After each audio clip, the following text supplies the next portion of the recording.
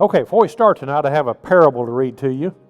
My wife was, I don't know if you heard of Ravi Zacharias, great Christian teacher and preacher. His ministry is built on what's called Christian apologetics, meaning kind of defending the Christian faith. My wife was listening to a YouTube sermon of his, and he kind of led off with this. So that's where I got this from. Give my wife credit for this. Anyway, this is called The Parable of the Good Samaritan. The story is a young man was being interviewed by a bishop to see if he qualified for the ministry.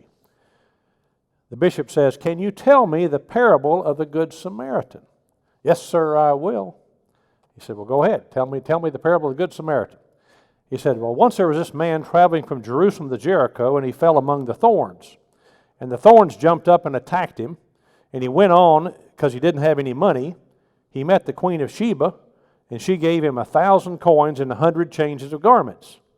He got into a chariot, and he drove furiously. And he drove under the big juniper tree, and his hair got caught on the juniper tree, and he hung there many days and nights. And the ravens brought him food to eat and water to drink. And he had 5,000 loaves of bread and 2 fishes. One night he was hanging there, and his wife Delilah came and cut off his hair, and he dropped on the stony ground. He dropped, and it began to rain, and it rained 40 days and 40 nights. So he went and hid himself in a cave and lived on locust and wild honey. Then he went off and met a servant who said, 'Come take supper at my house.' But he made an excuse and said, 'I married a wife and I can't go.' So after supper, and the servant went out into the highways and byways and compelled them to come in. After supper he went out and came into Jericho. And when he looked up, there he saw that old Queen Jezebel sitting up in a window, and she laughed at him. And he said, 'Throw her down right there.' So they threw her down. And he said, 'Throw her down again.' And they threw her down 70 times 7.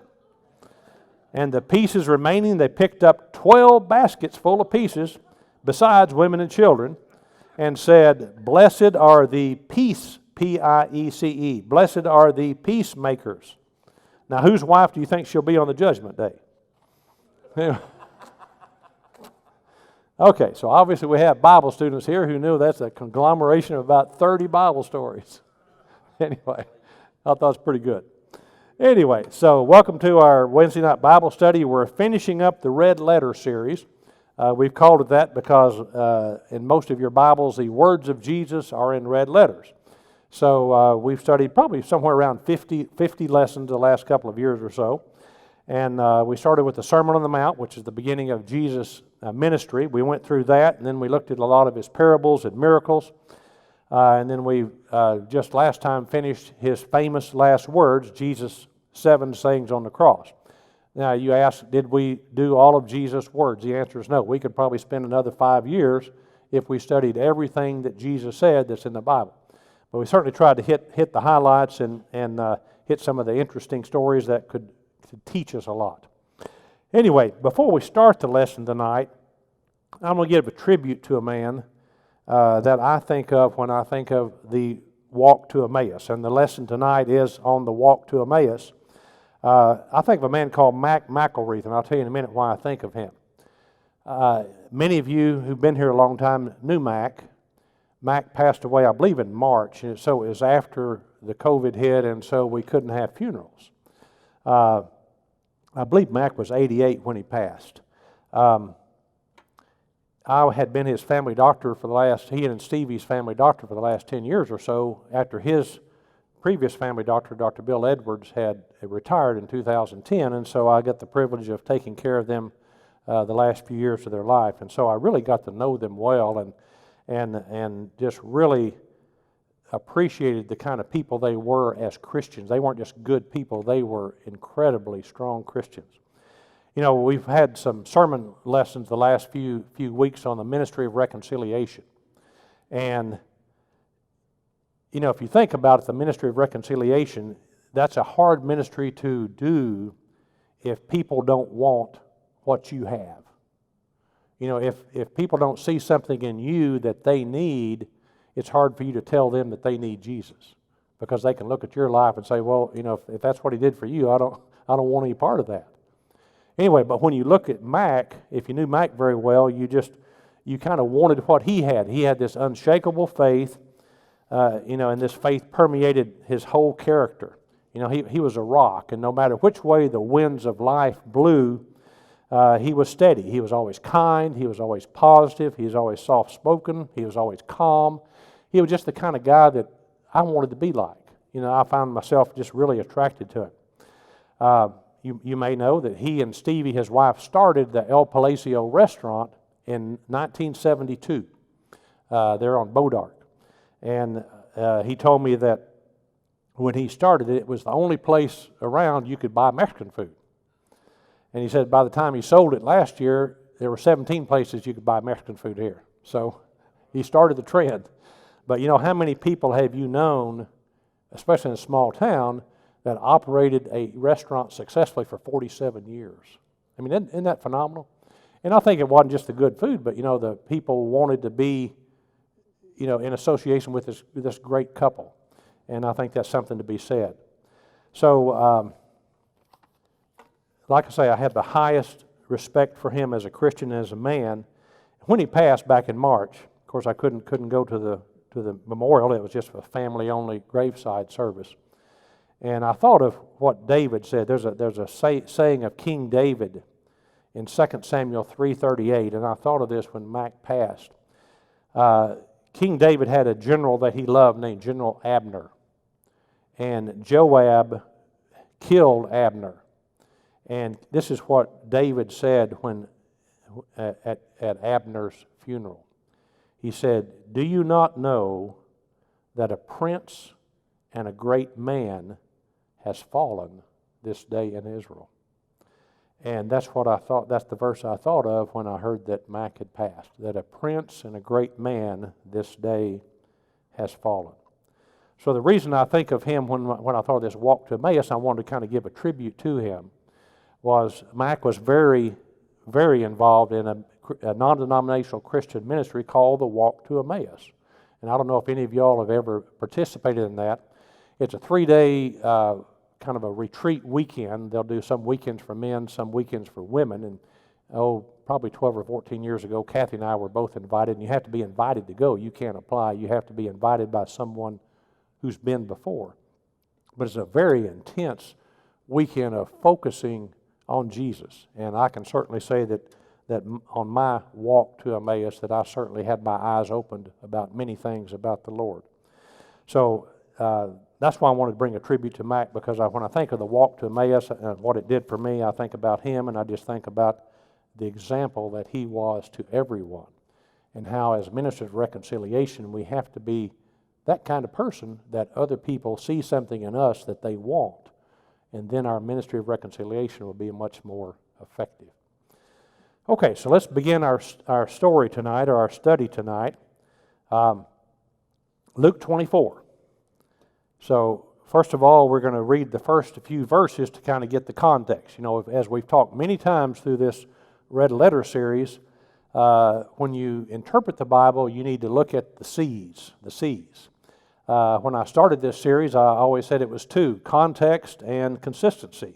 When you interpret the Bible, you need to be sure that you look at the context, not just pull something out of context and make it say something it doesn't. And when you interpret something, you need to be sure that you interpret it in a way that's consistent with the rest of Scriptures. And then as I started looking at the parables and the miracles of Jesus, I added a third C, and that was culture, because when we started studying the culture behind those, we got a greater depth of understanding of what Jesus did with those miracles and those parables. Anyway, so let's read the first 12 verses to kind of see where we are and where this story tonight starts. So this is on Resurrection Sunday. Jesus has died, and this is Sunday morning, Resurrection Sunday. Luke 24, 1 through 12. Just a quick note, all of these verses tonight that are on your lesson sheet are from the New Living Translation. And as Matt said Sunday, there's different translations. Everybody has their favorite one. When I'm really studying doctrine and something, very, very serious, I need to know exactly. I use the ESV, the English Standard Version. The New Living Translation is a little looser, but it's kind of easier to read if you're just kind of going for the story. So Tonight, there's really no great doctrinal truths here. We're just kind of looking at what this story means to us. And so all of these verses tonight are from the New Living Translation. Luke 24, 1 through 12. But very early on Sunday morning, the women went to the tomb, taking the spices they had prepared. They found that the stone had been rolled away from the entrance, so they went in, but they didn't find the body of Jesus. And as they stood there puzzled, two men suddenly appeared to them, clothed in dazzling robes. The women were terrified and bowed with their faces to the ground. Then the men asked, "Why are you looking among the dead for someone who's alive? He isn't here. He is risen from the dead. Remember what he told you back in Galilee, that the Son of Man must be betrayed into the hands of sinful men and crucified, and that he would rise again on the third day." Then they remembered that he had said this, so they rushed back from the tomb to tell his 11 disciples and everyone else what had happened. It was Mary Magdalene, Joanna, Mary the mother of James, and several other women who told the apostles what had happened. But the story sounded like nonsense to the men, so they didn't believe it. However, Peter jumped up and ran to the tomb to look. Stooping, he peered in and saw the empty linen wrappings. Then he went home again, wondering what had happened.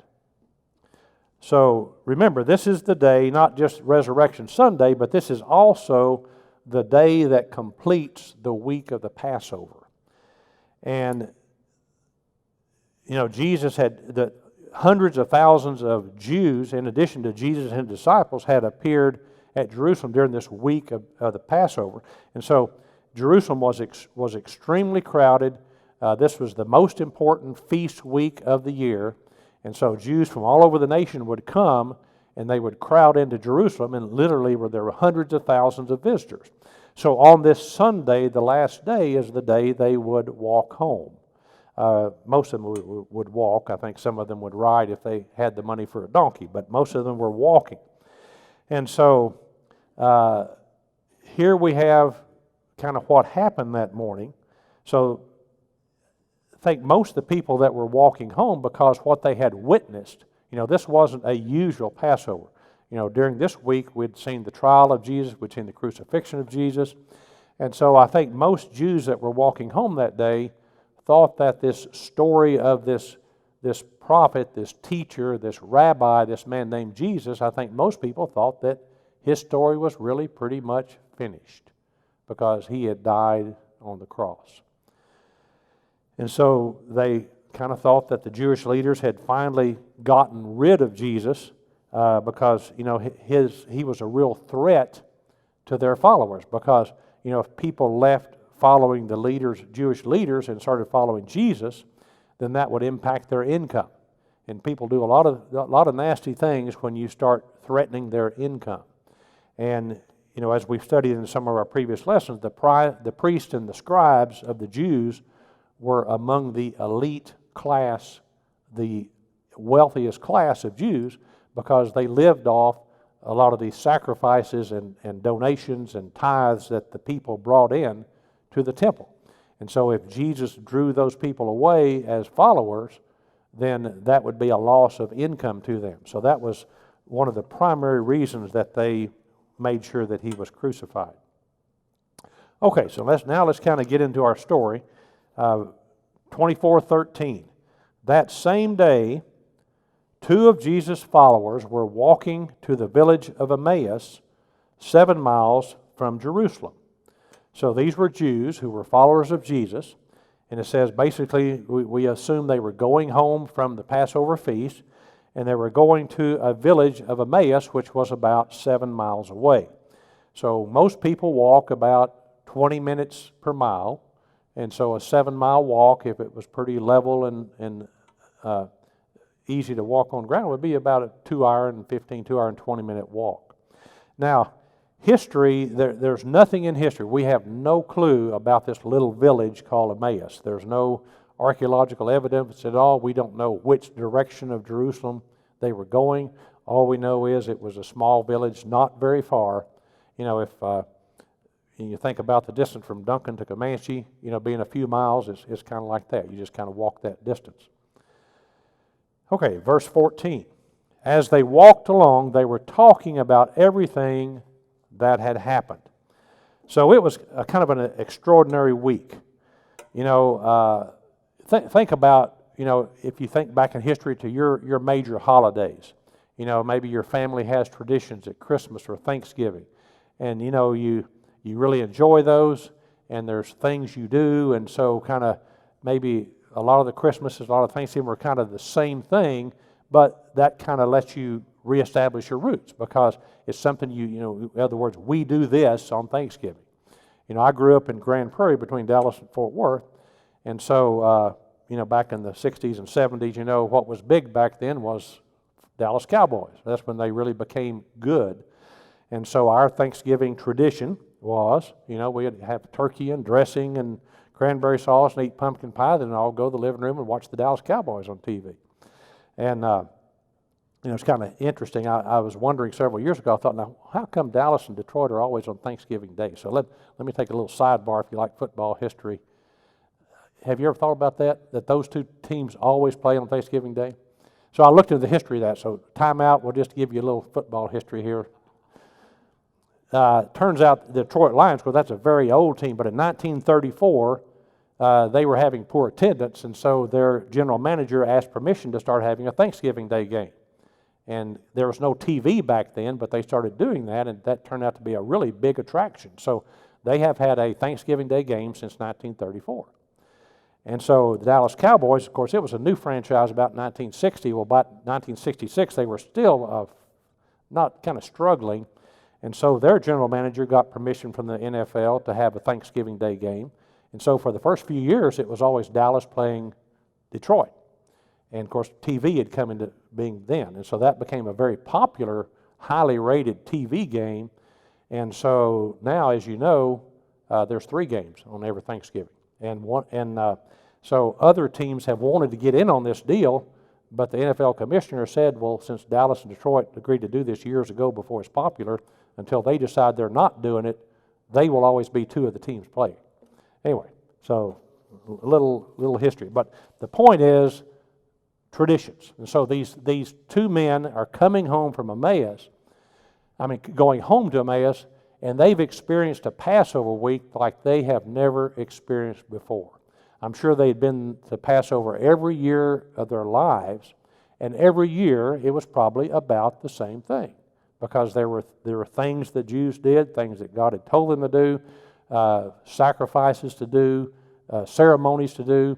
And so every year, Passover was about the same, but this year it was totally different because it had to do with Jesus.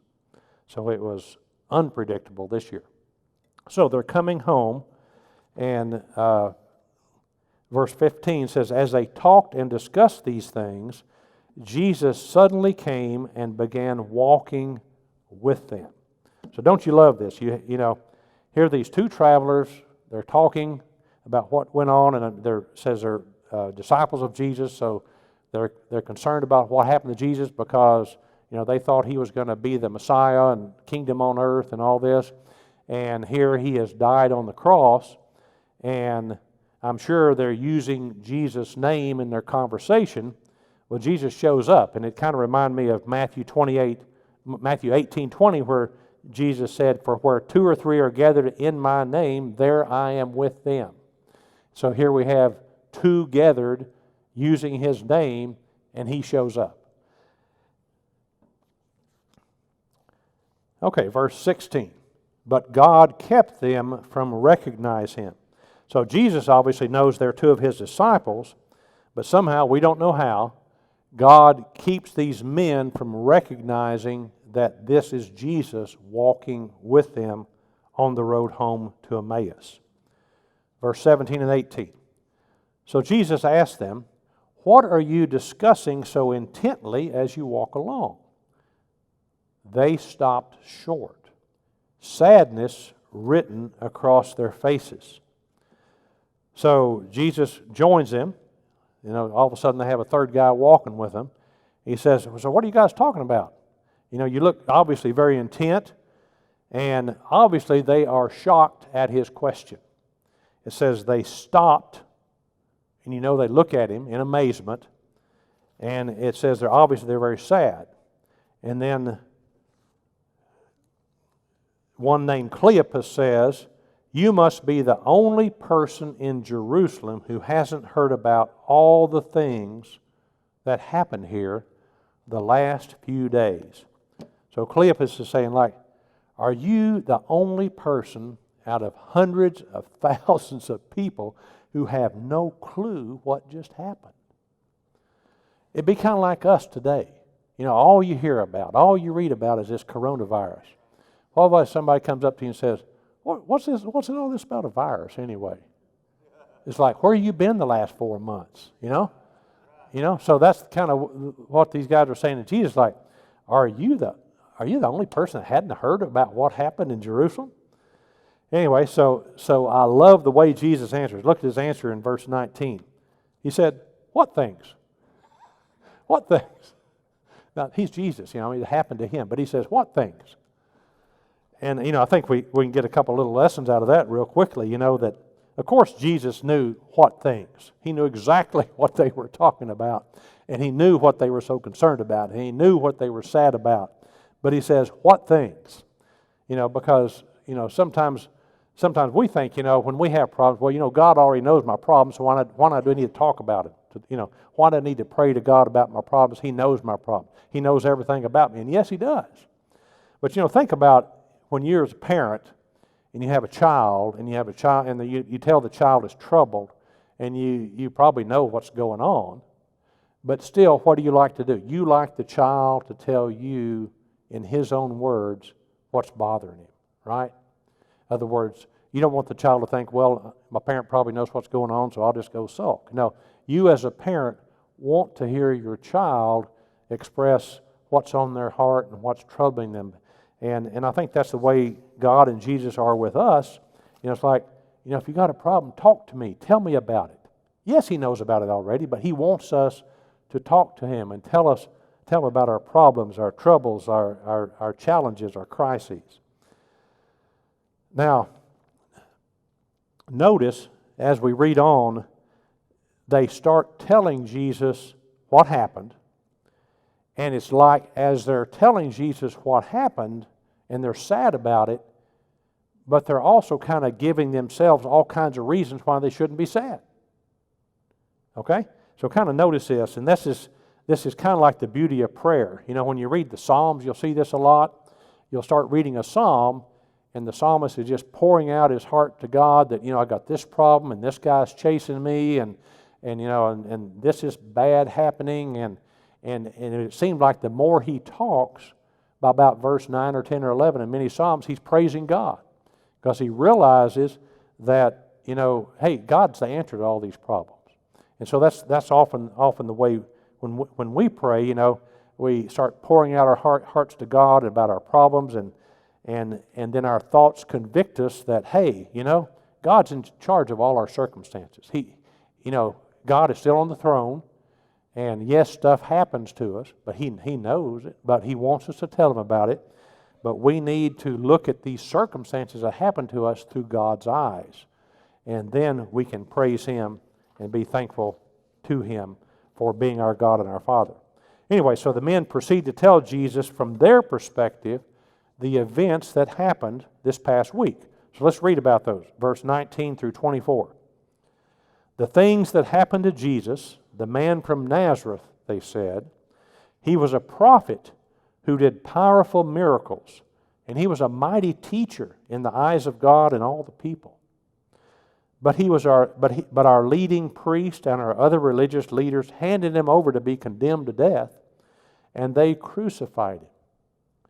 Now notice this, we had hoped he was the Messiah who had come to rescue Israel.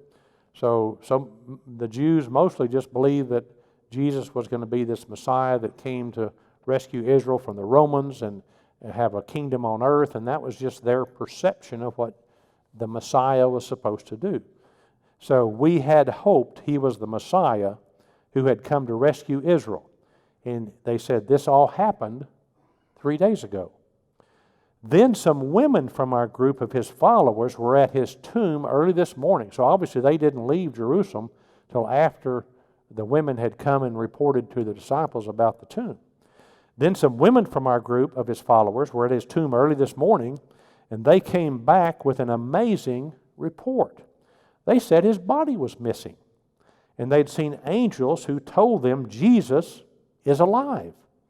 Some of our men ran out to see, and sure enough, his body was gone, just as the women had said. So notice verse 21. It says, we had hoped. Anytime you start talking about hope in the past tense, you're in trouble. We all need to have hope. When a person doesn't have hope, they're in bad shape. I found this story from Chuck Swindoll, this example he gave, true story. 1927, United States submarine was off the coast of Massachusetts, and it was rammed by a Coast Guard ship accidentally. But it sank the submarine. The entire crew was trapped in a prison house of death. Every effort was made to rescue the crew, but all ultimately failed. Near the end of the ordeal, a deep-sea diver who was doing everything in his power to find a way for the crew's release thought he heard a tapping on the steel wall of the sunken sub. So he placed his diver's helmet up against the side of the submarine, and he realized the tapping he heard was the Morse code. He attached himself to the side, and he spelled out in his mind the message that was being tapped from a sailor trapped within the sub. And the message was, it was repeating the same question over and over. Is there any hope? Is there any hope? And unfortunately, there was not. All the sailors perished on that submarine. It's been said that a person can live 40 days without food, 8 days without water, 4 minutes without air, but if we have no hope, we won't live long at all. And so these men that are walking home from Emmaus felt like they had lost their hope. We had hoped because their vision of Jesus was an earthly king, an earthly Messiah. And they had watched him be crucified. But as they told Jesus the story, they were actually explaining to Jesus why they still really did have hope. Because the tomb was empty, but they just didn't understand that. So verse 25 and 26, you can turn your pages over. This is Jesus' response to what they said. Then Jesus said to them, you foolish people, you find it so hard to believe that all the prophets wrote in the Scriptures. Wasn't it clearly predicted that the Messiah would have to suffer these things before entering His glory? You may remember back when we were talking about the last words of Jesus on the cross that there are hundreds, literally hundreds of prophecies about the life and death of Jesus in the Old Testament that are true, and how these are one of the evidences of the truth of the Bible, that many, many different men living many different times, hundreds of years before Jesus, made exact predictions about what would happen on Jesus' life and during His death. And so Jesus is saying, don't you know the Old Testament? Of course, they didn't call it the Old Testament then, but don't you know the prophets and what they said and how Jesus fulfilled all those. Now they still don't know they're talking to Jesus, but He's saying, can't you see that what happened was planned all along?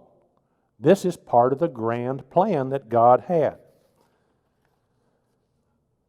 So He's saying, don't you see it, guys? The apostles went to the tomb and it was empty for a good reason.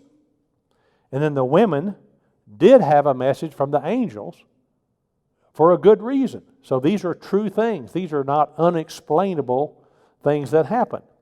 So Jesus is saying to these two men, all of this is really happening, and so this is really not a time of sadness like you're sad right now, not a time of despair. This is a time of hope for you because it really happened. Jesus is alive. The Savior is alive. Verse 27, then Jesus took them through the writings of Moses and all the prophets, explaining all the Scripture, the things concerning himself. And so he, obviously they didn't understand it, so he explains it to them, how, puts the picture together. Last lesson when we finished the 7 sayings of Jesus on the cross, the last thing he said was, it is finished, into my hands I commit my spirit. And we studied how the word for finished is tetelestai, and that's a word that was also used by artists when they finished a picture. And so an artist would paint on the picture and and when he finished the picture, he would stand back because he knew it was finished. He would say tetelestai, the picture was complete. And so in the same way, that tells us how Jesus finished the picture, because the Old Testament prophets and writers, basically, it's like to complete a picture of God, each of them, through their writings and their prophecies, would put a few brushstrokes on the canvas. But even by the time the Old Testament was finished, and all the writers and prophets had put a few brushstrokes, the picture of God was still not clear. But when Jesus came, through his life and through his death, and through his fulfillment of these hundreds of prophecies, he finished the picture of God. And so man could finally see what God was like through the life and times and the death of Jesus. And so tetelestai, the picture is finished. And so that's what Jesus is doing with these men here on the road to Emmaus. He's finishing the picture. He's showing them the completed picture, how Jesus finished that picture that the Old Testament prophets began to show how God was.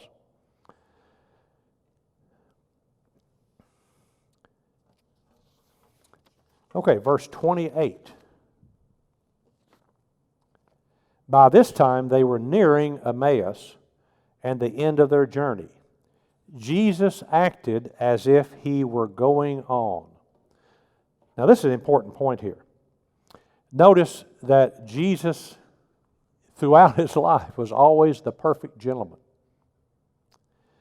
He doesn't impose himself. And today that is still true. He doesn't say, guys, can I come in and eat dinner with y'all? Can I come in and spend the night with y'all? So they are at Emmaus and apparently, getting ready to go to their homes or right at their homes. And so Jesus doesn't hesitate. He just acts like he's going on because he doesn't want to impose himself. And see, that's a lesson for us, because Jesus doesn't impose himself on us either.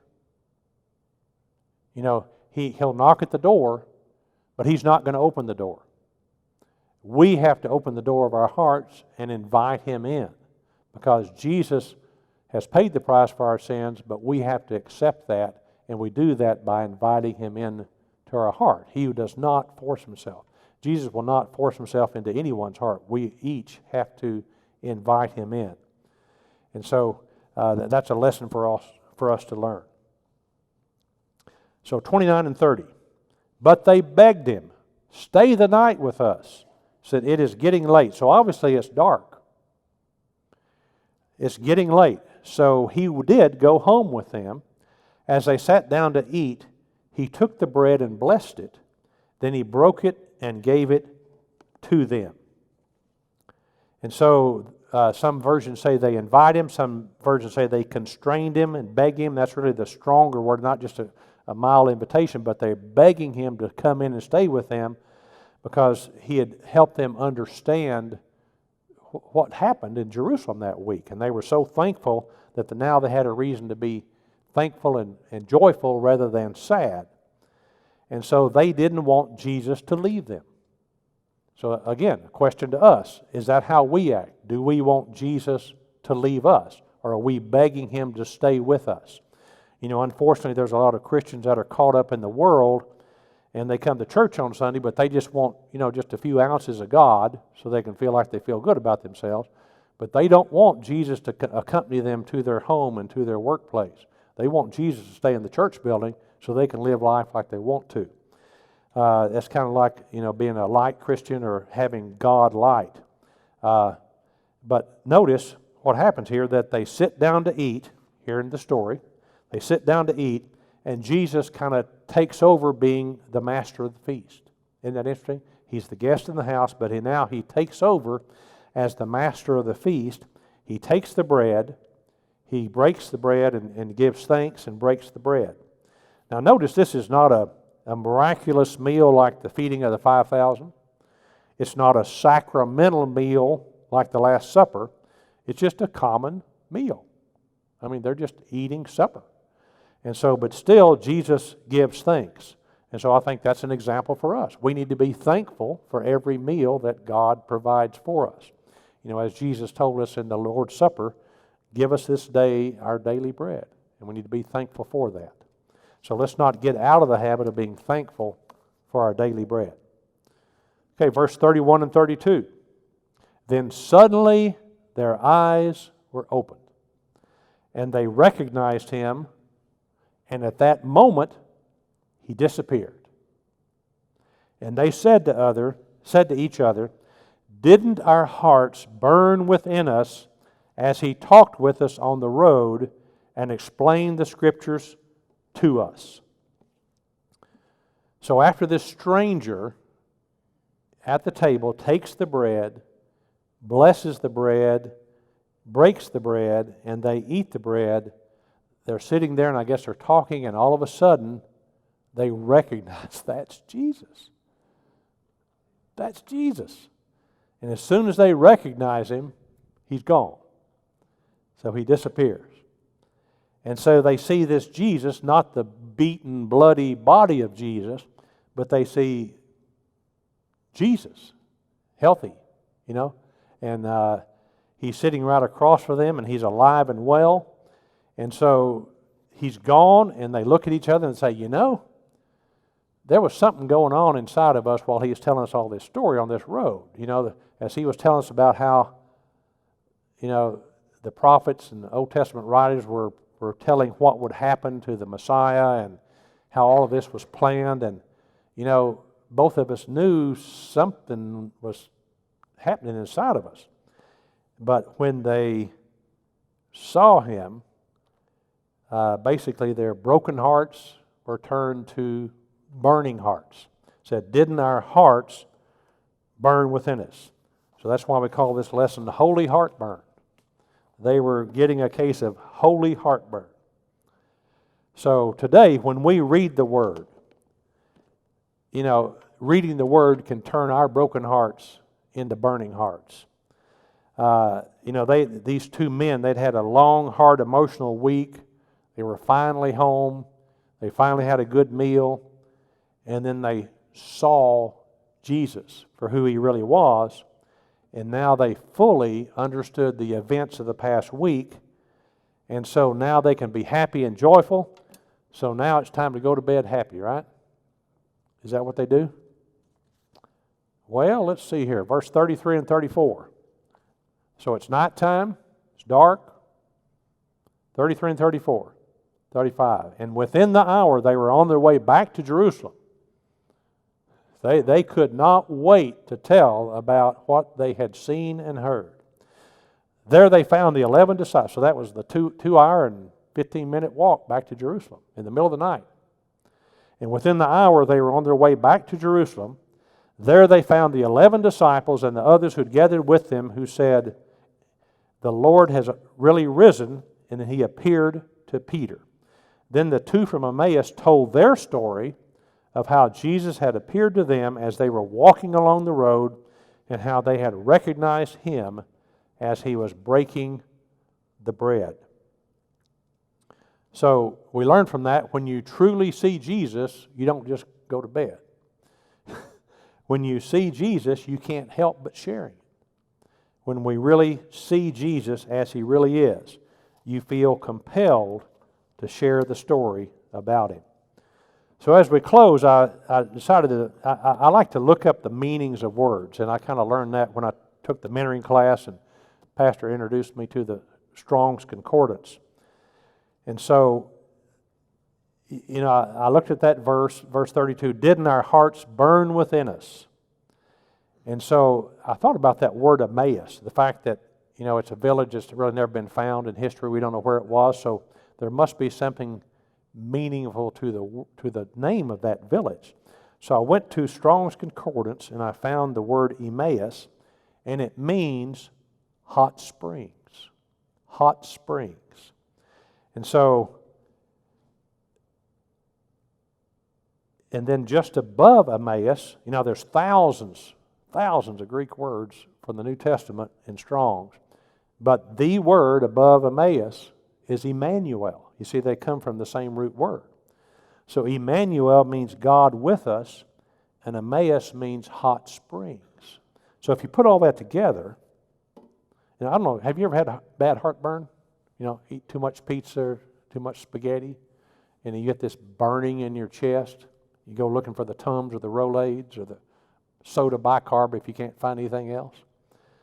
Anyway, so you put these two together, and you see when we see Jesus and we get God within us, it gives us a hot spring within us, a holy heartburn.